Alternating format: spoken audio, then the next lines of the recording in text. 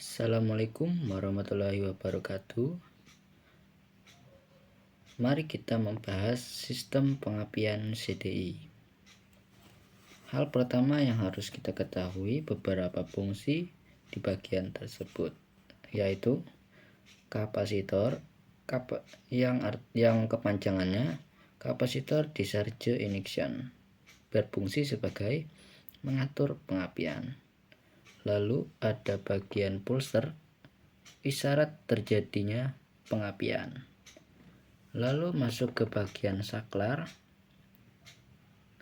yang berfungsi menghidupkan dan mematikan sistem pengapian. Lalu ada bagian koil yang berfungsi untuk menaikkan tegangan. Kita masuk ke cara kerja. Saat magnet berputar, spool akan menghasilkan tegangan atau arus yang nanti akan masuk ke bagian CDI. Masuk ke bagian pertama, dioda. Dioda berfungsi untuk mengarahkan arus menjadi satu arah, tergantung arah dari dioda tersebut.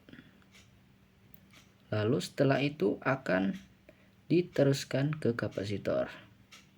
Kapasitor berfungsi sebagai baterai sementara. Kapankah baterai sementara itu terisi? Kita kembali ke bagian pulser. Saat magnet berputar, nanti ada sedikit bagian tonjolan yang akan mengenai bagian pulser, yang nanti masuk juga ke bagian CDI melalui dioda ke kaki gate yang akan menuju tristor.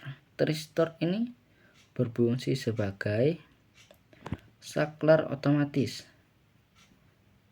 Saat dihubungkan tadi dari kaki gate, maka disitulah akan terjadi hubungan antara ke kaki anoda dan ke kaki katoda.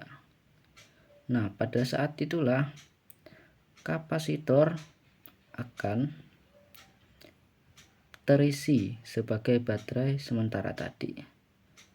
Lalu masuk ke bagian, diteruskan ke bagian koil, bagian primer, bagian pertama. Bagian koil ini nanti akan terjadi yang namanya induksi tegangan tinggi sejumlah 25.000 volt. Di bagian sekunder yang nantinya akan diteruskan lagi ke bagian busi.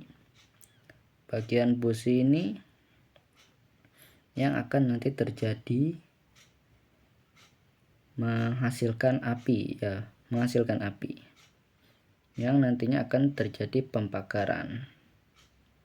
Untuk bagian saklar sesuai fungsinya untuk menghidupkan dan mematikan sistem pengapian. Apakah hanya di bagian spool ini saja saklar bisa diletakkan? Jawabannya tidak di bagian ini saja.